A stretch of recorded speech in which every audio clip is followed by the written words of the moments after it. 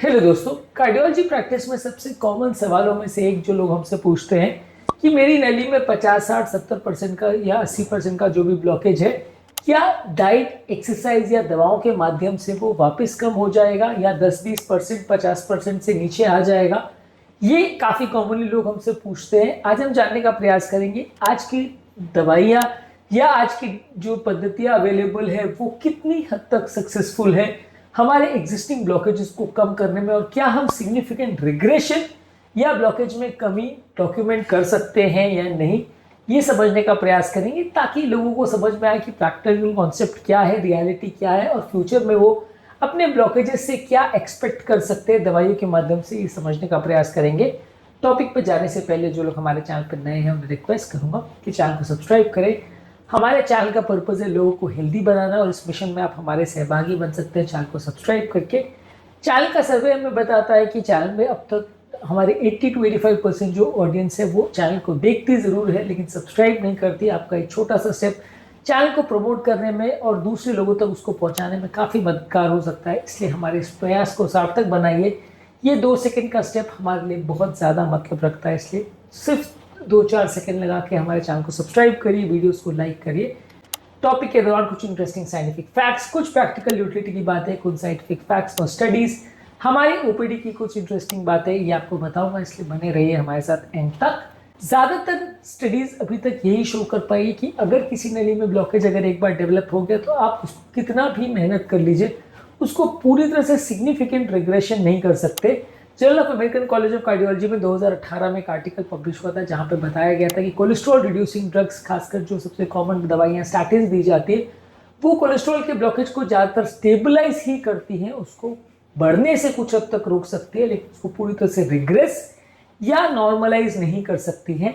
इसी तरह से डाइट और सप्लीमेंट जो हम देते हैं वो भी हमारे एग्जिस्टिंग प्लग्स को या ब्लॉकेज को डिजोल्व नहीं करता है। अभी तक ऐसी भी कोई स्टडी नहीं हुई है जिसने ये शो किया है कि इस व्यक्ति ने बहुत ज़्यादा डाइट और एक्सरसाइज किया, उसका ब्लॉकेजेस पूरी तरह से रिवर्स हो गया। ये ज़्यादातर किसी भी केस में नहीं देखा गया है। सिग्निफिकेंट रिग्रेशन ज़्यादातर केस में नहीं होता। हाँ, कभी कभार किसी ब्लॉकेज पे अगर कोलेस्ट्रॉल के ब्लॉकेजेस के बदले अगर वहाँ पे सिर्फ खून का थक्का हो या प्लाक के बदले सिर्फ क्लॉट हो तो उसमें समय के साथ घुल जाने के चांसेस अच्छे रहते हैं। लेकिन कोलेस्ट्रॉल का ब्लॉकेज अगर नली में जम जाए और खासकर अगर वो हार्ट ब्लॉकेज हो तो उसके कम होने के चांसेस काफ़ी ज़्यादा कम रहते हैं। मेडिसिन आपके ब्लॉकेज के प्रोग्रेशन यानी बढ़ने के चांसेस को कम कर सकते हैं पर उसको श्रिंक बहुत रेयरली करते हैं। रिवर्सल ट्रायल जो कि इस मामले में काफ़ी बड़ी ट्रायल थी, उसमें ये शो किया गया था कि हाई डोज स्टैटिन से प्लाक का ग्रोथ को कुछ हद तक कम किया जा सकता है, लेकिन इसमें जो रिग्रेशन है 18 महीनों में वो खाली 1% देखा गया था और वो 1% भी कितना सही है कितना गलत है कह पाना बहुत मुश्किल है और सिग्निफिकेंट भी नहीं है। मान लीजिए अगर आपका ब्लॉकेज 80% है उससे अगर 79 हो गया तो कुछ खास फर्क नहीं पड़ने वाला। अगर एंजियोप्लास्टी या ट्रीटमेंट जो भी करना है उसमें डिसीजन मेकिंग में कुछ फर्क नहीं पड़ने वाला। तो इसलिए 1-2% का अगर रिग्रेशन हो भी रहा है तो उसकी कोई प्रैक्टिकल सिग्निफिकेंस नहीं है। ज़्यादातर ये जो ब्लॉकेजेस हैं वो फैट, कैल्शियम और कॉम्प्लेक्स फाइब्रस टिश्यू के बनाए हुए होते हैं। ज़्यादातर ये अपने आप कम नहीं होते। इवन आप कैल्शियम कम करने वाली दवाइयाँ, इन्फ्लेमेशन कम करने वाली दवाइयाँ या कोलेस्ट्रॉल कम करने वाली दवा, सारी चीज़ अगर साथ में भी लेते हो तो भी वो ब्लॉकेज को 70% के 50% या 30% कर देंगी, वैसा यूजली नहीं होता है। इतने साल की कार्डियोलॉजी प्रैक्टिस में मैंने ऐसा एक भी केस नहीं देखा है जहाँ पर किसी पेशेंट को 70-80% ब्लॉकेज हो और 4 साल 5 साल बाद उसका एंजियोग्राफी किया और वो 70-80% से 30-40% पर आ गया। ऐसा यूजुअली नहीं देखने को मिलता है क्योंकि ये प्रैक्टिकली पॉसिबल नहीं है। रेयर केसेस में कभी कभार कोई एंजियोग्राफिक डिस्क्रिपेंसी की वजह से आपको कम ज़्यादा देखने को मिल सकता है कि किसी डॉक्टर ने 80% रिपोर्ट किया और अगले वाले ने 70 रिपोर्ट कर दिया या अगले वाले ने 75 रिपोर्ट कर दिया, ऐसा हो सकता है। या कभी कभार किसी डॉक्टर की जजमेंट पहले जो की गई है एंजियोग्राफी वो उसमें थोड़ा एरर हो तो ऐसे वेरिएशंस आपको देखने को मिल सकते हैं। लेकिन सिग्निफिकेंट रिडक्शन जो हर डॉक्टर कंफर्म करे कि हाँ रिडक्शन है और मशीन्स द्वारा, इंट्रावैस्कुलर अल्ट्रासाउंड द्वारा या बड़ी बड़ी टेक्नोलॉजी द्वारा आप उसे कंफर्म कर सके कि एक्चुअल में कोलेस्ट्रॉल का रिग्रेशन हुआ है, ऐसा यूजली ज़्यादातर देखने को नहीं मिलता।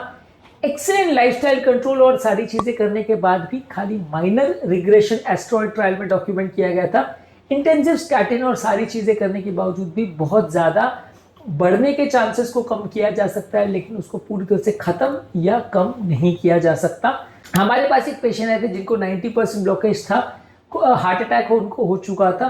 वो जिद्दी थे, जिद पर अड़े हुए थे कि उनको ट्रीटमेंट नहीं करवाना। कई तरह के ट्रीटमेंट किए उन्होंने, अलग अलग तरह की थेरेपीज की, और फाइनली 6 मंथ्स या 1 ईयर के बाद जब भी उन्होंने एंजियोग्राफी चेक करवाया, उन्होंने यही पाया कि उनका कोलेस्ट्रॉल का ब्लॉकेज लगभग सेम ही था, कुछ खास फर्क देखने को नहीं मिला।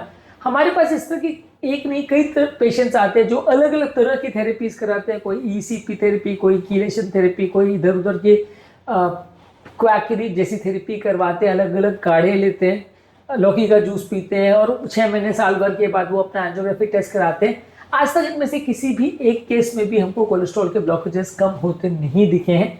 यूजली प्रैक्टिकली पॉसिबल नहीं होता। इवन आप अगर लिटरेचर भी ढूंढोगे तो ये मेरा एक्सपीरियंस नहीं है, ये साइंटिफिक लिटरेचर है कि हजारों लाखों केस में कोई भी शायद ही ऐसा कोई डॉक्यूमेंटेड केस हो जहाँ पे सिग्निफिकेंट रिडक्शन देखने को मिले। और अगर मान लीजिए कोई ऐसा कोई केस की कोई देखने को मिला भी हो इतिहास में, अगर किसी को एकाध कोई केस में ऐसा कोई मिला भी हो, तो उसकी प्रैक्टिकल इंपॉर्टेंस कुछ नहीं है, क्योंकि हजारों लाखों में अगर एक केस में किसी में कुछ देखने को मिला है तो प्रैक्टिकल उसकी इंपॉर्टेंस हर व्यक्ति में हो जाएगा ऐसा जरूरी नहीं है। इस मामले में अमेरिकन हार्ट एसोसिएशन की साइंटिफिक स्टेटमेंट जो 2019 में आई थी उसमें बताया था कि एथेरोस्क्लेरोटिक प्लाक में रिग्रेशन बहुत कम है। इवन इंटेंसिव थेरेपी भी आप करते हो उसमें भी रिग्रेशन या कम होने के चांसेस बहुत ज़्यादा कम है। ब्लॉकेजेस लंबे समय तक साइलेंट रह सकते हैं, उनका बढ़ना आपको पता ना चले जब तक वो हार्ट अटैक करे, ऐसा हो सकता है, लेकिन यूजुअली उनको दवा गोली या एक्सरसाइज थेरेपी द्वारा कम करना ज़्यादा मुश्किल है। स्टेबलाइज किया जा सकता है, जिसका बेसिकली मतलब ये है कि उसमें हार्ट अटैक होने के चांस या उसके रप्चर होने के चांसेस को कुछ हद तक कम किया जा सकता है, पर वो भी पूरी तरह सक्सेसफुल नहीं होता। हर तरह की थेरेपी के बावजूद भी आप 100% गारंटी नहीं बोल सकते कि इसमें कभी कोई अटैक नहीं आएगा। ये प्लाक स्टेबलाइजेशन भी 100% नहीं है। यही कारण है कि 80-90% वाले ब्लॉकेजेस में अक्सर ट्रीटमेंट ही रिकमेंड किया जाता है, क्योंकि उस तरह के ब्लॉकेजेस में अटैक आने के चांसेस काफ़ी ज़्यादा रहते हैं। आप कितनी भी डाइट, एक्सरसाइज, थेरेपी कर लीजिए, लौकी का जूस पी लीजिए, लेकिन वो कम होने वाला नहीं है, और वो 80% से धीरे धीरे करके 90 पे ही पहुंचेगा, वो 50 पे नहीं आने वाला है। तो अगर अटैक आने के चांसेस है और उसमें जान का खतरा है तो अक्सर उसमें ट्रीटमेंट ही कराना पड़ता है। एंजियोप्लास्टी और बाईपास ही कुछ इस तरह की थेरेपीज हैं जो क्लियर कट आपको रिजल्ट्स दे पाएंगी और आपके ब्लॉकेजेस को पूरी तरह से नली से हटा पाएंगे, या एक प्रॉपर सोल्यूशन आपको दे पाएगी उस प्रॉब्लम का।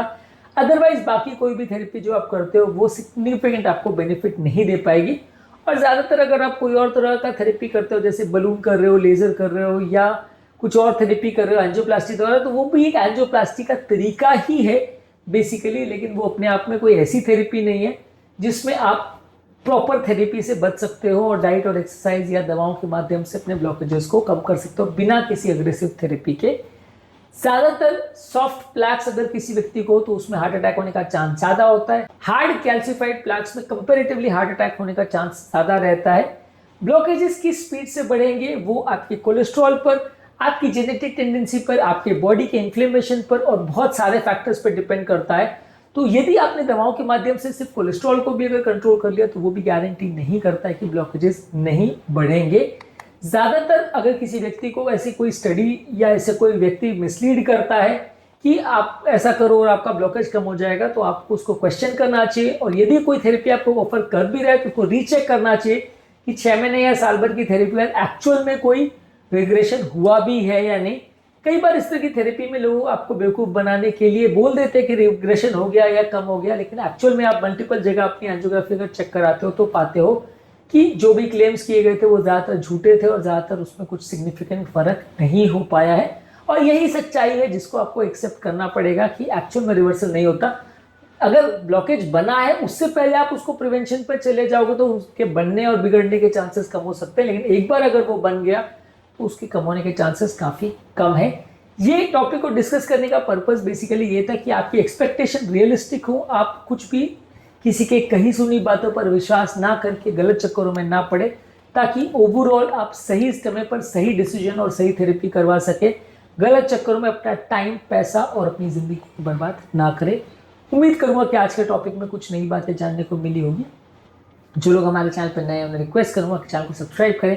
हमारे चैनल का पर्पज़ है लोगों को हेल्दी बनाना, और हमारे सर्वे बताते हैं कि हमारे अभी तक ज़्यादातर व्यूअर्स जो हैं 80-85% वो चैनल को देखते ज़रूर है लेकिन सब्सक्राइब नहीं करते। आपका ये छोटा सा स्टेप हमारे लिए मोटिवेशन और इंस्पिरेशन का काम करता है और हमें आगे अपना हेल्दी मिशन को आगे बढ़ाने के लिए प्रेरणा देता है। इसलिए थोड़ा सा टाइम निकाल के हमारे लिए ज़रूर मदद करें। आपके कमेंट्स भी हमें जानने में मदद करते हैं कि आपको हमारा कंटेंट कैसा लग रहा है, प्लस हमारे लिए मोटिवेशन और इंस्पिरेशन का भी काम करते हैं। इसलिए वीडियोस को देखते रहिए, कमेंट करते रहिए और हेल्थ के सफर में हमारे साथ आगे बढ़ते रहिए।